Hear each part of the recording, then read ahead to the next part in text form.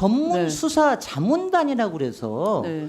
저는 처음에는 이게 외부에다가 아마 조금 더 의뢰를 해서 어떤 네. 좀 신뢰성을 담보하려는 모양이었다는데 일선 검사를 이 안에다가 집어넣는다 그러면 이게 어떻게 저기 수사 자문단입니까? 수사를 담당해야 될 검사들이 이 안에 들어가면 이게 어떻게 이게 어떻게 자문단이 될 수 있습니까? 그거 참 어처구니가 없습니다. 검찰들 하는 거 보면 좀 이상하지 않습니까? 저 죄송합니다. 또 이상하다고 얘기 나왔는데요.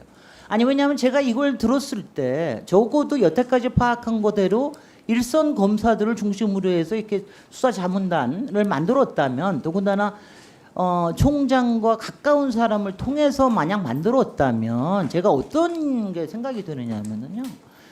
제가 잘 알고 있는 건설업계 아마 여러분들께서 잘 알고 계시겠습니다만 건설업계에서 가장 큰 비리 중에 하나가 입찰 비리입니다. 주로 심사 과정에서 일어나는 건데요. 그래서 때로는 뭐 4대강 사업 같은 경우에는 뭐 99점 몇 %까지 이렇게 담합을 해서 낙찰이 되는 경우도 있고 이러는데 이렇게 했을 때 가장 문제가 뭐냐면 담합입니다. 근데 담합이 입찰하는 사람들만의 담합이 아니라 심사하는 사람들하고의 담합이에요. 이게 그래서 뭐 장관이 아는 측근들로 내려보내고 아니면 공공기관에 자기네들이 아는 사람들로 심사위원을 구성을 해가지고 자기네들이 원하는 쪽으로 가는 거거든요. 이게 담합비리, 입찰비리하고 뭐가 다른 겁니까? 그 다음에 제가 또 하나 오늘 이걸 쭉 들었을 때 그러니까 간간히 듣다가 조금 더 자세하게 오늘 기사가 나온 걸 보니까 저는 이런 생각까지 들었습니다. 이게 국보의 생각이 납니다. 저는 솔직히. 아니 전두환이 1980년에 79년에 그런 일 저지르고 1980년에 국보위 만들었을 때 장관들 10명하고 군장성 15명 해가지고 자기네들 사람들만 딱 해가지고 거기서 나라를 휘두르는 거 아닙니까? 완전히 농단을 했는데 이 전두환이 하던 국보위하고 다른 게 뭐가 있습니까 도대체?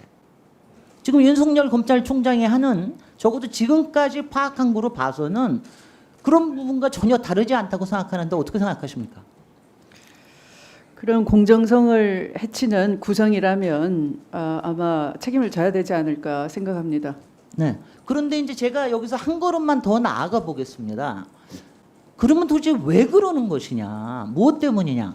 가령 저희가 지난 법사위에서 얘기됐지만 한명숙 전 총리에 관련된 위증 교사 모의 이 부분에 대해서도 그때도 이제 굉장히 석연치 않은 부분들이 많았는데 그때도 측근을 엄호하기 위해서 그렇게 감찰이 아니라 인권감독관실에서 하게끔 한 게 아니냐 이런 의혹이 뭐 상당히 얘기가 됐었는데 이번 경우에도 이렇게 하는 이유가 정말 측근인 한동훈 지금은 뭡니까? 지금은 저 법무연수원이 와 있으니까 연구위원입니까? 연구위원을 보호하기 위한 겁니까? 뭐 때문이라고 보십니까?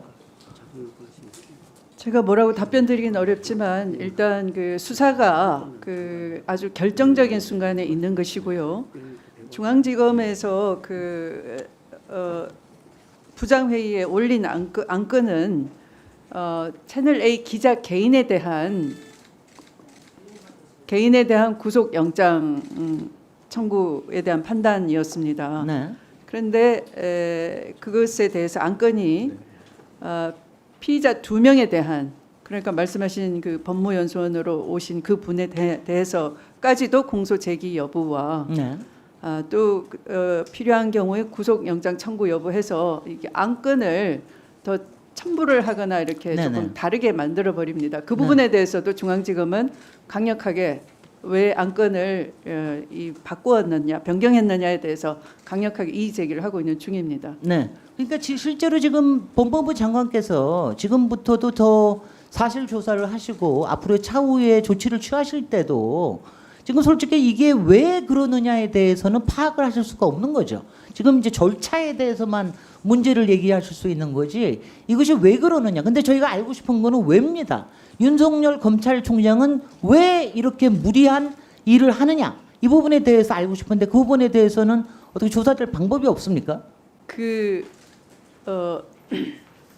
우선 그 피의자가 전문수사 자문단을 요청한 것을 받아들이는 것은 전례에 비추면 과거에 상상인 사건이 있었는데요. 이 역시 구속된 피의자가 청구를 했는데 안 받아들였어요. 그러면 아무리 총장의 직권이라 하더라도 합리적 기준 없이 선택적으로 하면 그것도 남용에 해당되는 겁니다. 그래서 그 의도 이전에 상당히 이 절차에 대해서는 합리적이지 않다, 합리성을 잃었다라는 것은 확인이 될 수 있고요. 제가 드릴 수 있는 말씀은 거기까지입니다.